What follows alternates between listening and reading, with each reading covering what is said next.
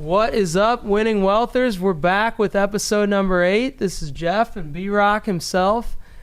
Today, we are going to be talking to you about what we've learned after paying over $100,000 to various coaching, mentor, and different programs for educational purposes for personal and professional growth. And there's a lot of great juicy tidbits in here, so definitely tune in and let us know what you think. And if you get value out of it, share it with your friends and family, and we'll see you on the other side.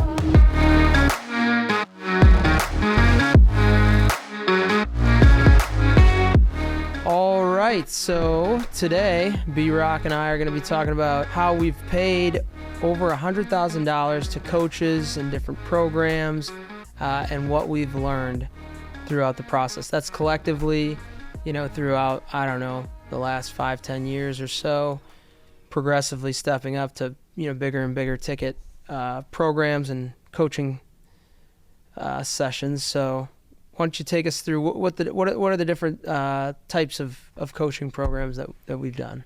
So, yeah, and I would say just to preface it too, like my high level thought on coaching is it's something that fast tracks getting to an end goal, right? Like if you have the motivation, ambition, drive to achieve a certain goal, whatever that might be, you're going to get there eventually, right? But by paying for these, different levels of coaching we're going to talk about here, you can fast track that stuff, right? And a lot of times, the higher you go, you can fast track it even quicker. Not always, right? But generally, that's the progression we've personally seen and why we want to do this episode. So, well, let me actually jump into there, just not to cut you off, but I have to address that too. I think a coach is important in so many ways, no matter like whether that's a business coach, whether that's a personal trainer, like a fitness coach, whether it's a marriage coach.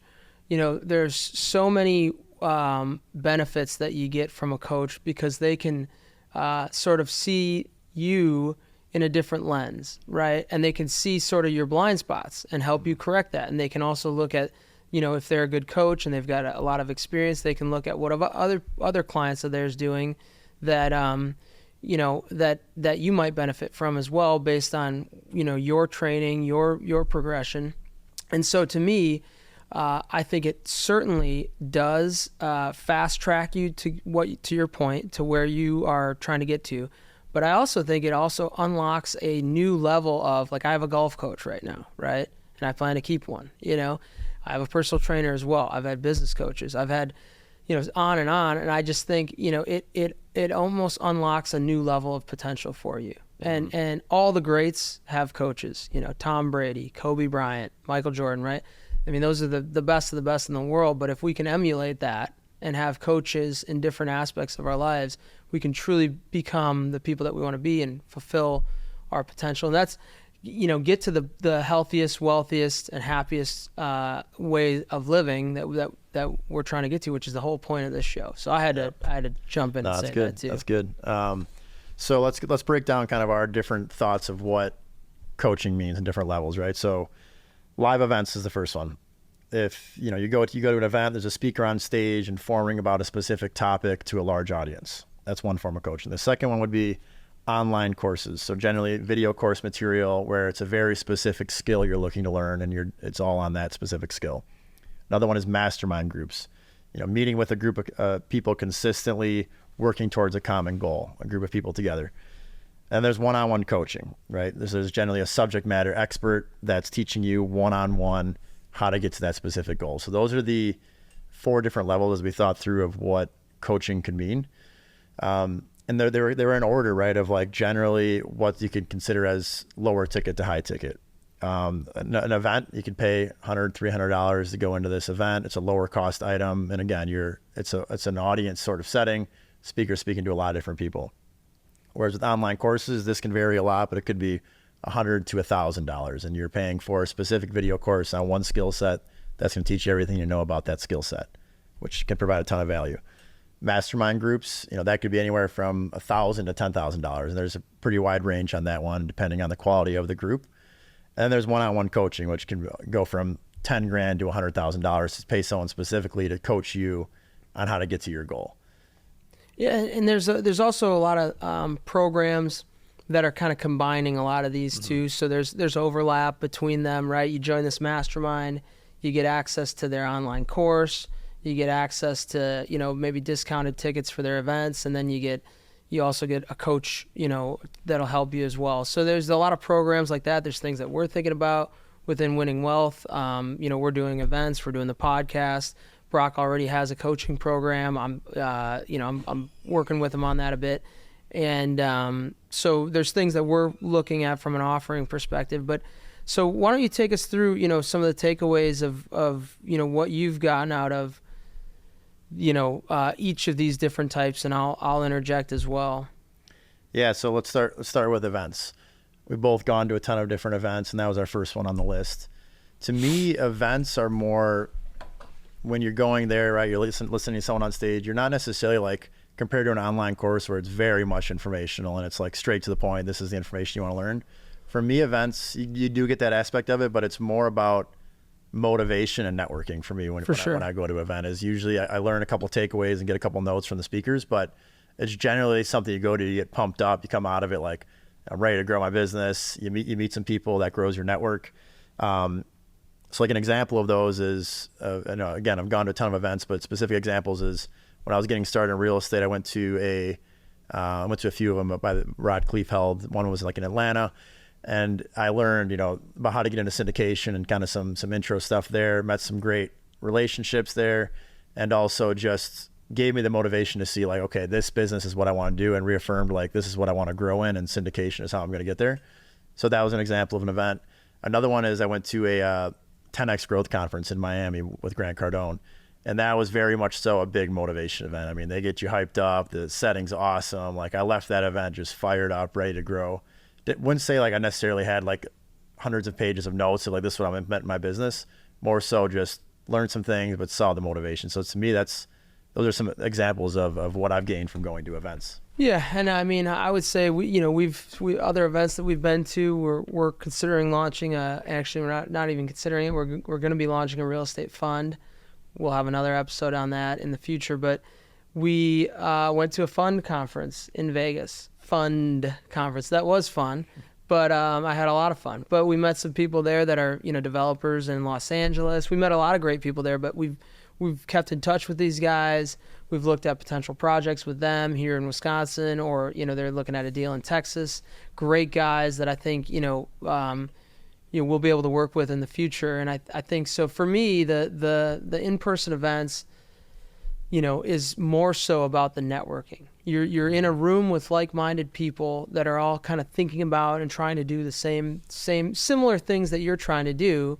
And, you're able to network with them and build a relationship that maybe you wouldn't be able to do just online, right? Like if I'm in a, online course, this way you're going to dinners with people, you're maybe going out for some cocktails, whatever, right? You get to know people and then stay in contact with them over your career. And there's a lot of benefits that I've read too, not to get too off topic, but I have read that the average CEO has a business coach, right? They have an executive coach.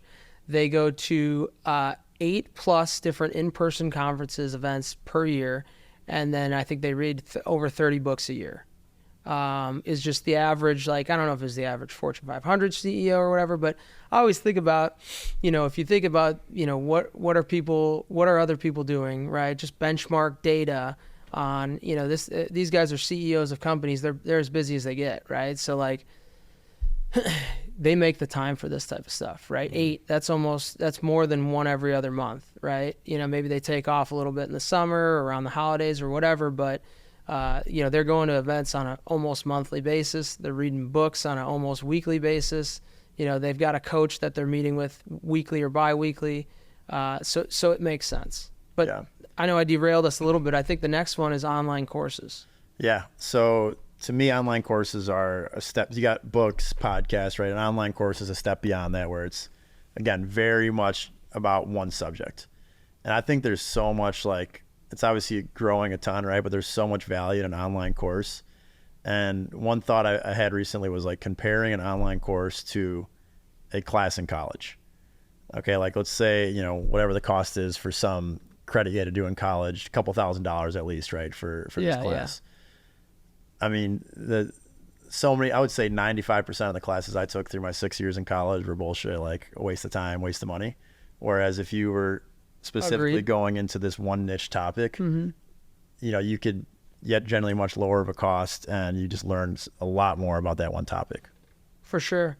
Yeah, I mean, and there's so many different courses, whether it's Udemy, whether it's, LinkedIn Learning, you can look at and find a specific topic that's something that you want to be interested in. And I'm not like the best student in the world ever, but when I find that it's something that I'm interested in, that I think could help me in business or whatever, I put so much more time into it. I'm taking notes, and I actually learn and digest the information. Yep. Yeah, so I think there's a ton of value in those. Next one is mastermind groups.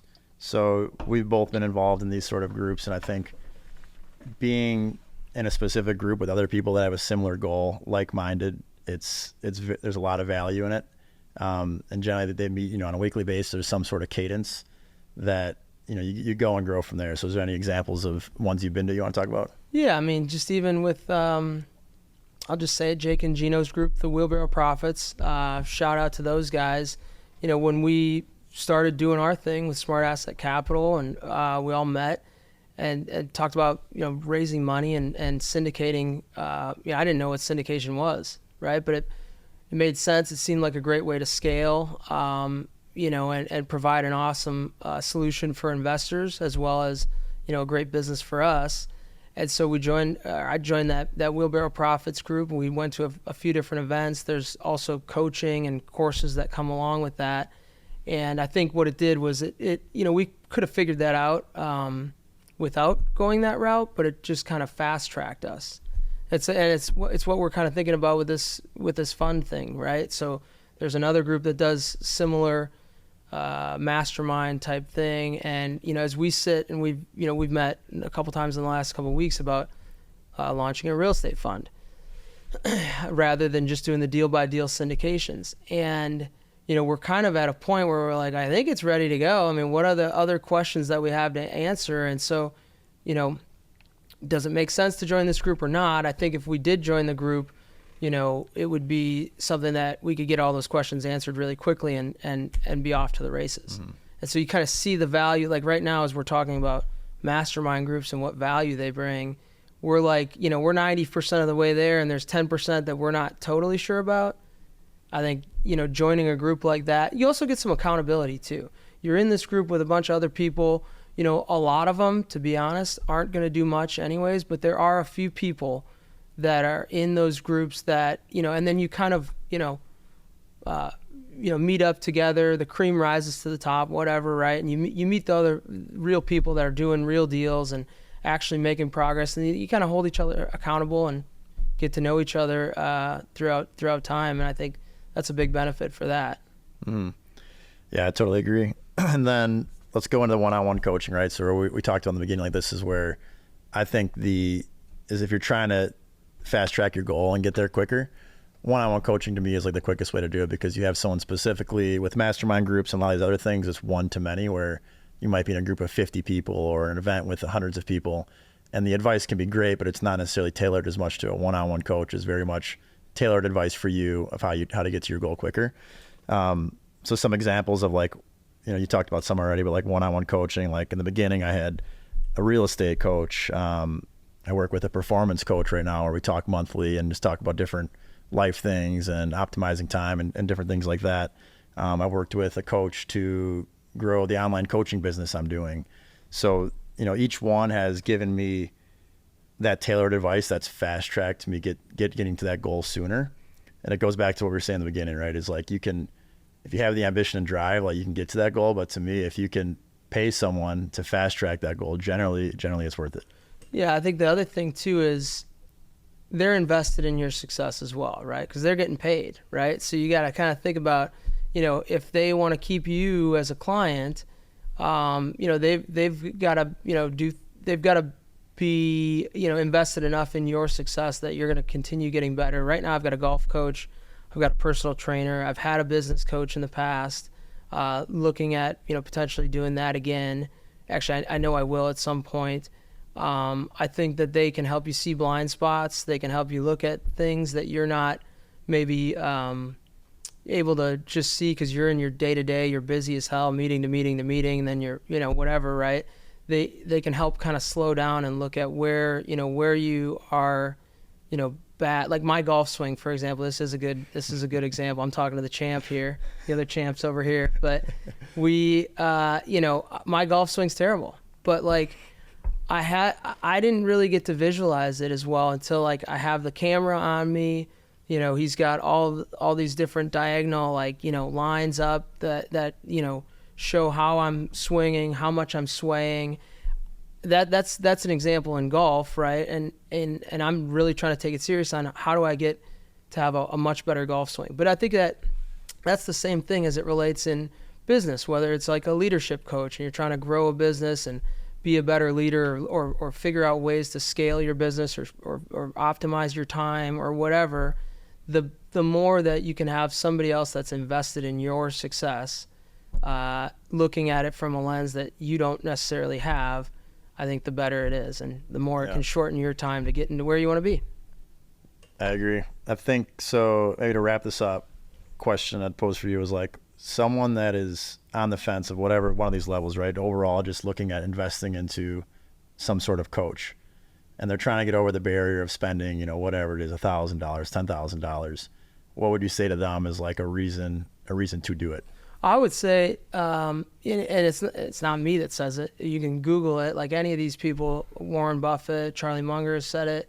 The best investment that you can make is in yourself, right? So don't do anything stupid and pay for something that you just completely can't afford at all. But like if you're wondering like, hey, is it going to be a waste or not, right? Maybe try to structure a deal in a way that like you pay a bit up front and then you can reevaluate. But I would say we're in the business of investing, right? We look at cash on cash return and, internal rate of return and average returns over time, right? Like there's no better return that you'll get than if you invest in yourself, in your education and coaching and grow your personal and professional growth, if you can find the right scenarios. And you got to do the work to make sure that you're, that you jive with the coach or you jive with the program and it's the right fit. But I would say if you can find the right fit, there's no better investment that you can make. And you can see just crazy outsized returns for what you would invest.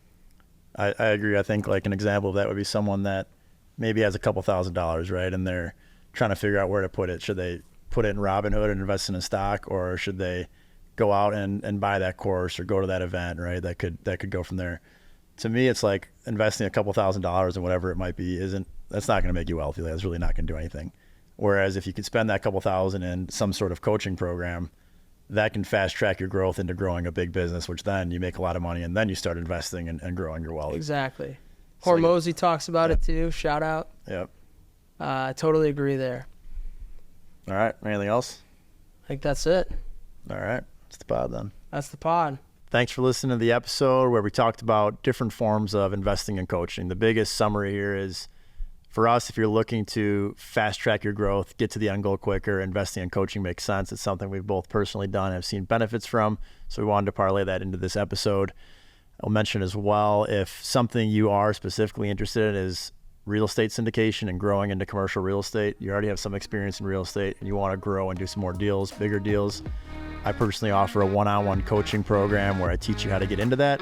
So you can get more information at cresyndicator.io. That's cresyndicator.io. You can book a call with me to talk to you more what that would look like. Appreciate you listening. Share, subscribe, like it if you found value out of this episode. See you later.